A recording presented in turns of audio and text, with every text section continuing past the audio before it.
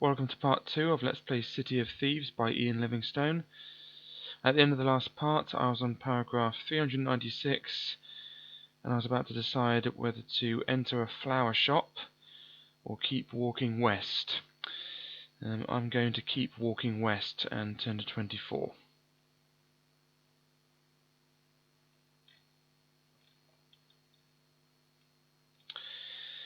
Okay. There is another shop on the left side of the street. An iron grill over the window prevents you seeing what kind of shop it is. You try the handle on the door and it turns. If you want to enter the shop, turn to 336. If you wish to continue west without looking into the shop, turn to 196. Okay, we're going to enter this shop, so we're going to turn to 336.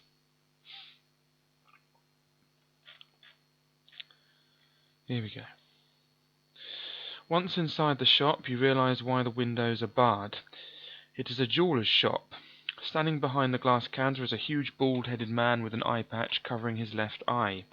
He gives you a welcoming smile, but the side of his ugly mouth with its few black-stained teeth does not inspire confidence. A large battle axe hangs conveniently behind the man to deter any would-be robbers. On display are several ornate rings inset with diamonds, emeralds, and rubies. The man asks whether you are buying or selling. Will you ask the price of ask the price of the rings? Turn to 36. Offer to sell him gems if you have them. Turn to 302. Attack him with your sword. Turn to 170. We're going to ask the price of the rings. Turn to 36.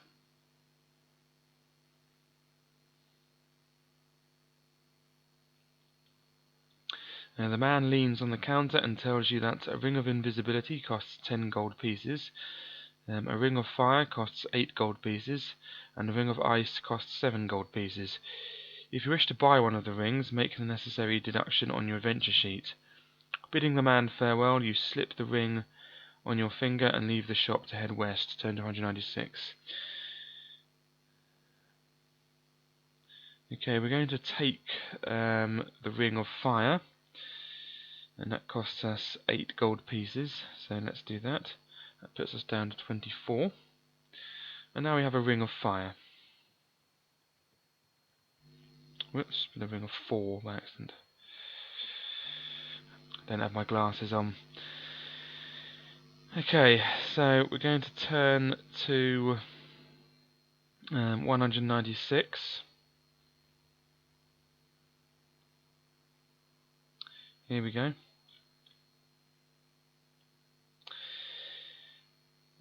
You arrive at a four-way junction in the street. The street continuing west changes its name to Key Street, and the street running north and south is called Market Street. Looking north, you see a crowd of people walking up the street, cheering loudly and waving their arms in the air. You decide to follow them. Turn to 148.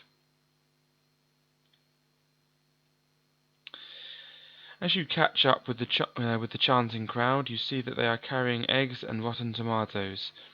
Soon the street opens out into a large market square. All round the edge are stalls with vendors, hawkers, musicians, and entertainers carrying on their business.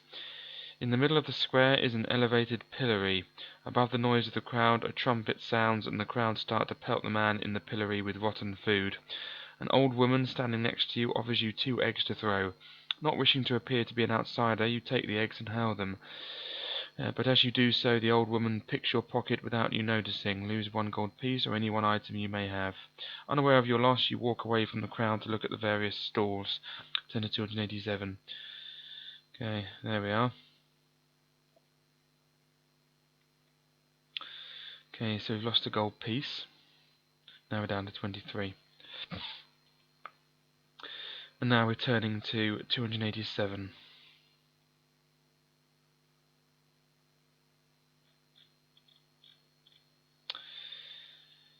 Okay, the food stalls are selling fruit, vegetables, meat and hot soup, corn and chestnuts for hungry shoppers. You may eat some hot food if you wish. Pay 1 gold piece and increase your stamina by 2 points. Walking north along the west side of the square, you see a man dressed in purple velvet playing a lyre. If you wish to stop and listen, turn to 3. If you would rather walk past him, turn to 398. Okay, we're going to walk past him. Turn to 398.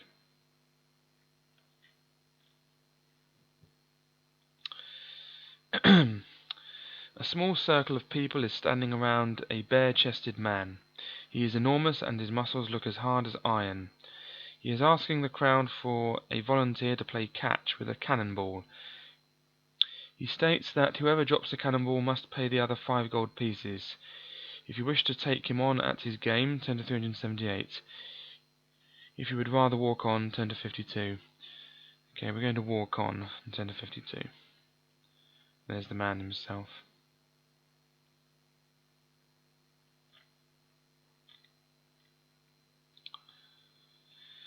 Okay, behind the next stall is a young man selling small weapons and items of equipment. The prices of his wares are chalked up on a slate. Throwing knife, 4 gold pieces. Climbing rope, 2 gold pieces. Butcher's meat hook, 2 gold pieces. Iron spike, 1 gold piece. Lantern, 3 gold pieces. If you wish to buy some or all of the items, make the necessary adjustments on your adventure sheet. You then walk north, turn to 200. Okay, we're going to take an iron spike for 1 gold piece.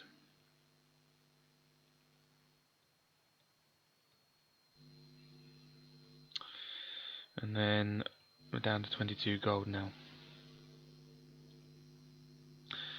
Then we're going to turn to 200.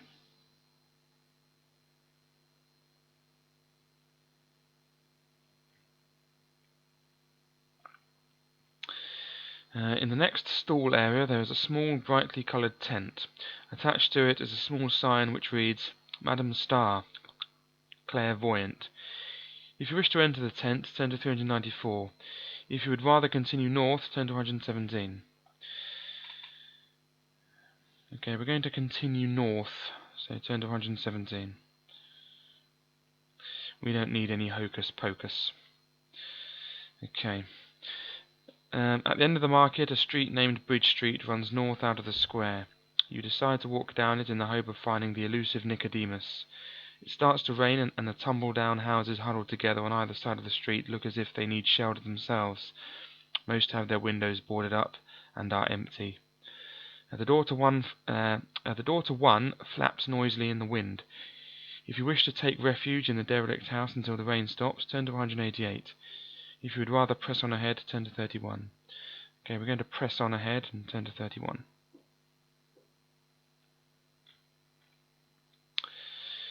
Okay, ahead you see a wooden bridge stretching over a dirty river.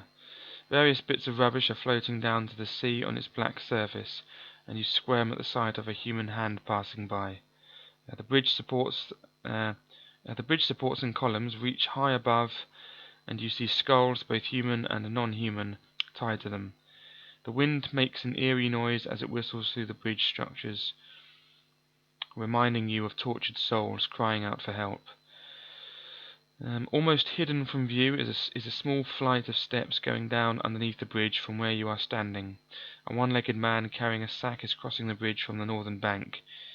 If you wish to climb down the steps, turn to 329. If you wish to wait to talk to the man, turn to 364. Okay, we're going to climb down the steps. Let's have a look at the picture first.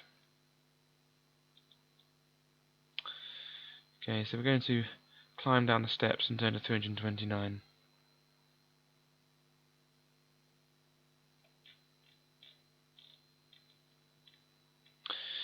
Okay, the smell by the water's edge is terrible. Above, you hear the sound of footsteps crossing the wooden bridge. Built into the foundations of the bridge is a wooden hut. Drawn curtains obstruct your view into the hut, but you know you are not welcome when you read the words "Keep Out" painted on the door in large red letters. You draw in a deep breath and knock on the door. You hear muttering and the shuffling of feet, and suddenly the door is thrown open. Before you stands a white-haired old man with a long beard, wearing long white robes. He looks at you sternly and says, "Explain yourself to Nicodemus." You are elated at finding Nicodemus and tell him about Zanbar Bone's reign of terror in the town of Silverton and why Owen Caroliff asked you to find his old friend to help them. Nicodemus frowns and walks back inside his hut, telling you to follow him. He sits down in a rocking chair and starts to speak in a calm voice. "I am old and tired and wish for no more adventure. I live here under Singing Bridge in Port Blackstand to escape the pleas for aid from people fallen on hard times. Hence no one bothers me. But I do wish to help my old friend Owen. I will tell you how to defeat the Night Prince, Zanbar Bone. Listen carefully. Before I do that, have a look at the picture. There we go. Remember, you may defeat him only after sunset. In daylight hours he exists on another plane. No doubt he will have his servants to protect him, but should you get past them, you will need something special to deal with Bone himself. To protect yourself from his entrancing stare, you must have a white unicorn in a yellow sun tattooed on your forehead. Normal weapons will not harm him. First you must shoot him through the heart with a silver arrow. This will paralyze him but not kill him. Then you must quickly rub the ground compound of black pearl, hag's hair, and the lotus flower in his open eyes. With luck he will decay before you in seconds. If your arrow misses, I'm afraid you will die the moment he touches you. The items for the compound can all be found in Port Blacksand if you search hard enough. I regret I cannot accompany you. Nicodemus then draws you a map of how to reach Zanbar Bone's guarded tower from Port Blacksand. He stands up, shakes your hand, and wishes you well. You leave his hut, climb the steps, and cross the bridge over Catfish River. Bridge Street continues north a short distance before ending at a junction. If you wish to walk west down Harbour Street, turn to 91. If you wish to turn east down Candle Street, turn to 238. Okay, so we need black pearl, hag's hair, and a lotus flower. Let's write that down.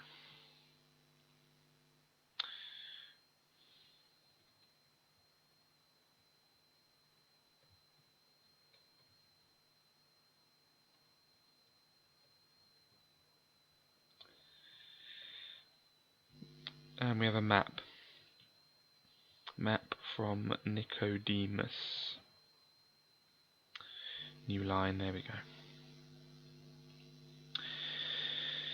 Okay, so we're going to turn east down Candle Street, turn to 238.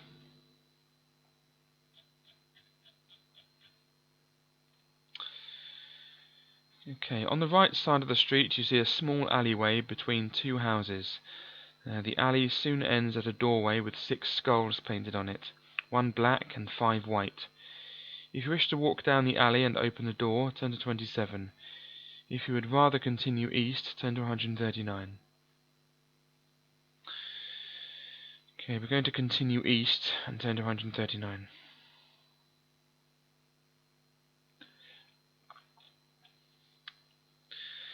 Okay, walking along the street you are suddenly halted by a plant pot smashing onto the cobblestones in front of you. You look to the left and see an open window. Inside, voices can be heard arguing. The door to the house is open. If you wish to enter the house to find out what the argument is about, turn to 113. If you would rather ignore the argument and continue east, turn to 375. Okay, we're going to ignore the argument and continue east, turn to 375.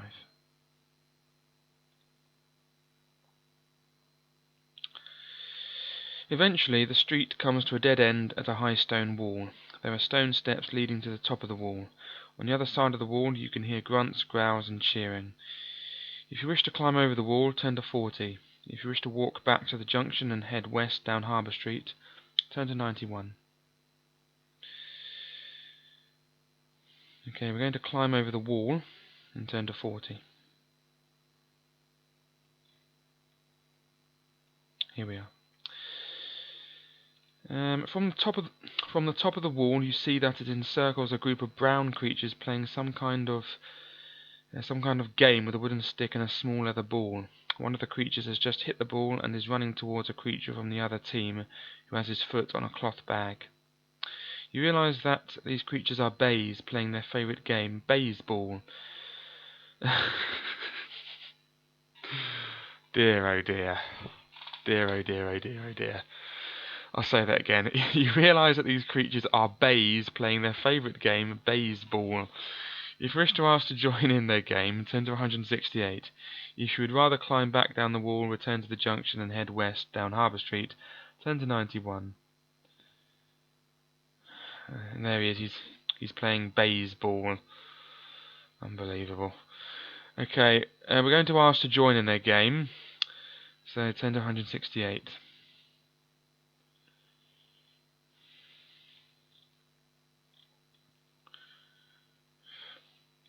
The bays have difficulty in explaining themselves, but you manage to understand that one of the other team is going to throw the ball at you. You are handed the wooden stick and told that if you hit the ball over the wall, you will win the game for them. Roll 2 dice. If the number rolled is equal to or less than your skill score, you hit the ball powerfully in the middle of the bat and watch it soar over the wall. Turn to 359. If the number rolled is greater than your skill score, the ball goes whistling by your midriff as you swing, and a voice behind you calls, "You're out." Turn to 266. Okay, so our skill is 11, and we need to roll 2 dice, and it needs to be less than or equal to our skill score. So let's do that. There we go. And we actually failed. We actually got the 1 out of 36 probability. Very well.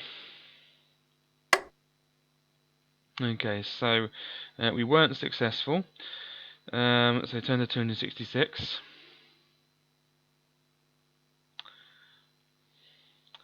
The bays on your side are angry with you for losing the match. Some of their supporters rush over and start to jostle you. By the time you manage to drag yourself over to the wall, everyone in the arena seems to have pushed you around, lose 2 items from your backpack.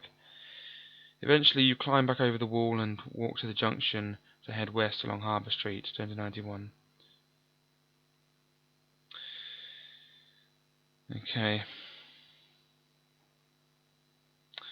The items we're going to lose the Merchant's Pass, so lost, and we're going to lose the Iron Spike. So that's that.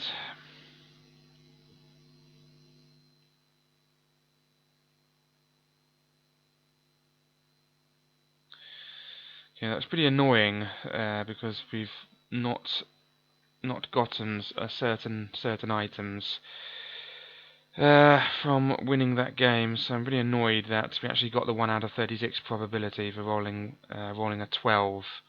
So anyway, it doesn't matter. Go to 91. That's just how it is, though. You can't win them all.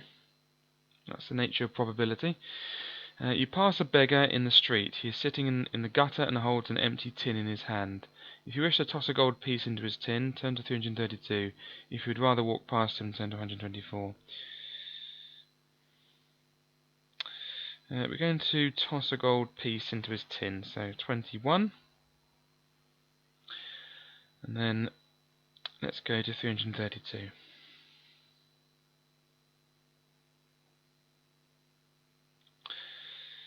The beggar tips his hat in gratitude and mumbles a few words. Add 1 luck point before continuing west. Okay, do we need that luck point? Yes, we do. Good. Turn to 124. So pretty much a gold coin for a luck point, if you need it. A narrow alleyway runs south of the street between 2 houses. If you wish to walk down the alleyway, turn to 326. If you would rather continue along Harbour Street, turn to 180.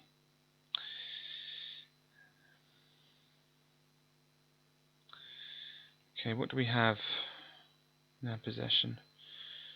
No, that's not what we want. Okay, so we're going to continue along Harbour Street, turn to 180.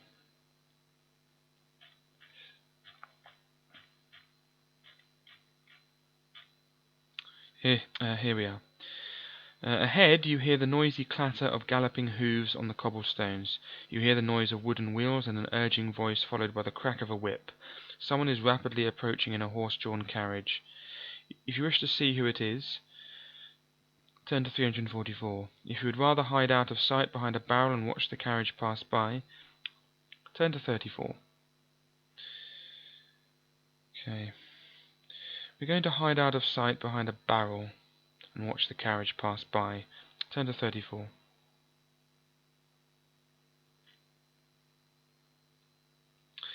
Now the carriage thunders by and you see its driver urging on the 4 horses as though his life depended on it. As the noise of the carriage fades into the distance, you step out onto the street and continue west. Turn to 171.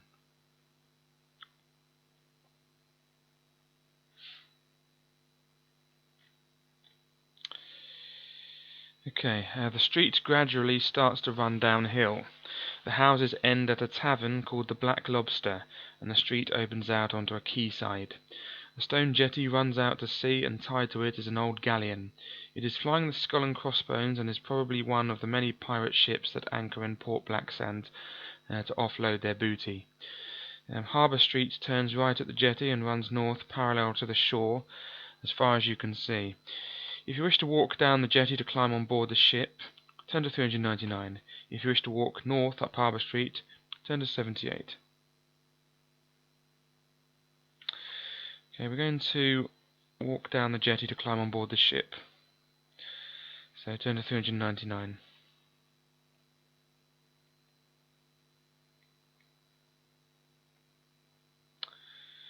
Okay, 399.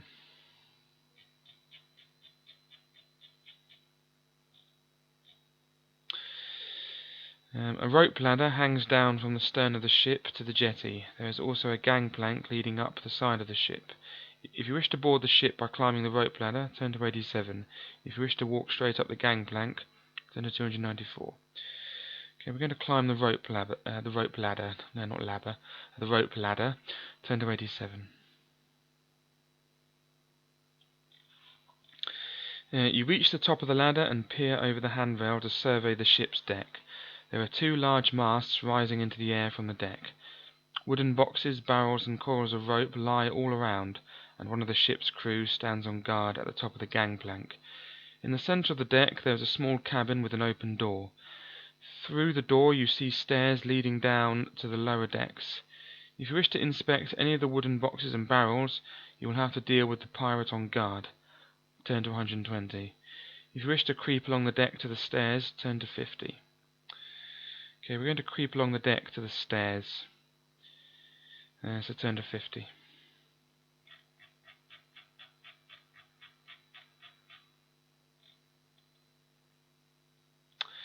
Now the stairs lead down into the ship's cargo hold.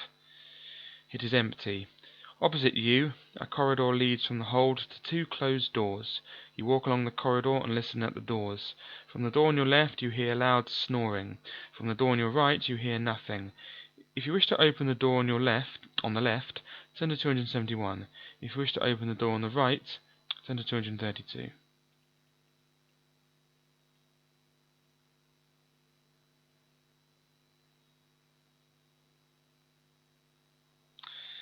Okay, we're going to open the door on the left, turn to 271.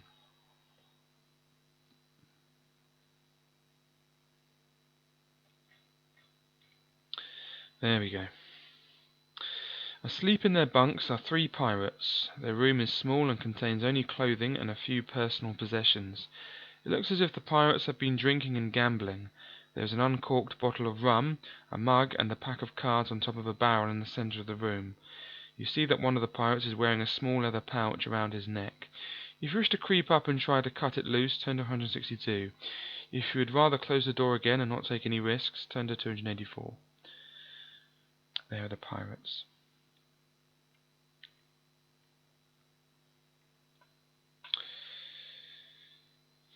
Okay, we're going to creep up and try to cut it loose. So turn to 162. Of course we are. Test your luck. If you're lucky, you manage to cut the pouch loose without waking the pirates. Turn to 7. If you are unlucky, the man's eyes flick open as you try to cut the cord, and he grabs hold of your arm while calling out to his mates for help. Turn to 226. Okay, now if we're unlucky we have to fight all the pirates, so I need this dice roll to be 11 or less, because that's our luck, isn't it? So I don't want another 12. 2 12s in a row is 1 out of 12.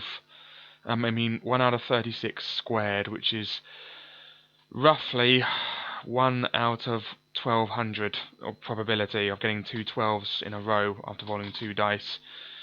But obviously one doesn't depend on the other, but if they were both, if you consider rolling 2 dice 2 times in a row, then it's considered one event, and then rolling 2 12s is one event, and that probability is 1 out of approximately 1200. However, this probability is just 35 out of 36 in my favour, so I'm almost certain that I'll get lower than 11 or lower than 12, which I do. So we get 9, so we're lucky, but we still have to use a luck point. Probability, isn't it weird? Right, okay, but fascinating also. Anyway, so we were lucky. So we turn to 7.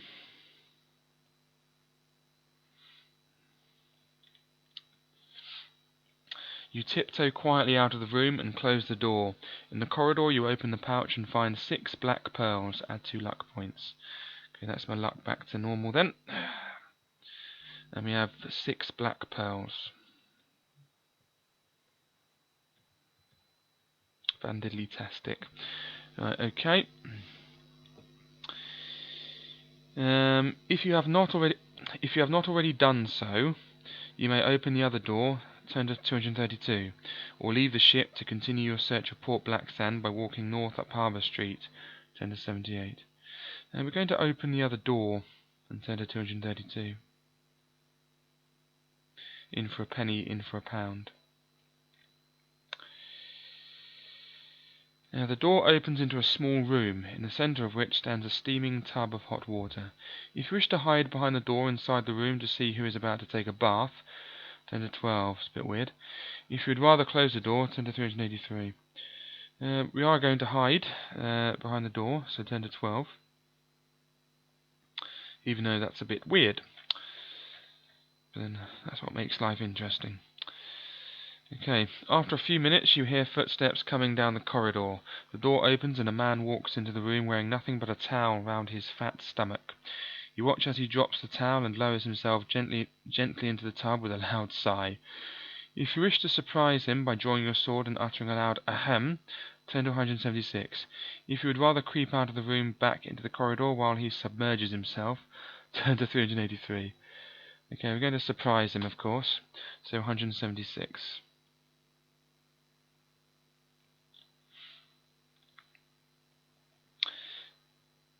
You tell the worried bather that, despite your hatred for pirates, you will not harm him if he cooperates with you. You ask him if he has any of the items that you are for which you are searching, but he replies that as captain of a pirate ship he does not need such things. You press the blade of your sword against his fat neck to make sure he is not lying. He looks terrified and assures you that he is telling the truth. Then he says, but I do know where you can get a silver arrow. Ben Borryman, the silversmith, will make anything in silver at a price. You will find him in Clog Street. Yeah, so we need to make a note. Ben Borryman, Clog Street. So, new line. Ben Borryman in Clog Street. Whoops. Will make a silver arrow. Whoops. Okay, new line. Okay, so put an X next to that, which means we've done it. We have the black pearl, or a black pearl. Making a mental note of the information, you leave the shivering captain alone in his room, locking the door behind you. Outside in the corridor, you may either open the other door if you have not done so already, turn to 271, or leave the ship and continue your search of Port Blacksand by walking north up Harbour Street, turn to 78. Okay, we're going to leave the ship now and turn to 78. The street runs north along the quayside for a few hundred yards before arriving at a junction. If you wish to continue north up Harbour Street, turn to 256. If you wish to walk east along Clog Street, turn to 216.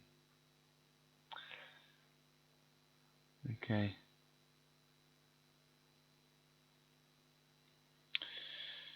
Now we will decide what to do in the next part. So I'll make a note that we're on paragraph 78. And then in the next part we shall... I haven't actually had a fight yet, have I? No. Oh, yes I have. I've had to fight with a madman. That's right. Yeah, so haven't had any damage yet. Anyway, so luck is at maximum, stamina's at maximum, provisions are at maximum, everything's great. Except, of course, I lost the stupid baseball game, which is annoying. However, it's done now. Anyway, so thank you very much for watching. In the next part, we'll decide whether to walk up Harbour Street or Clog Street. So, thanks again, and goodbye.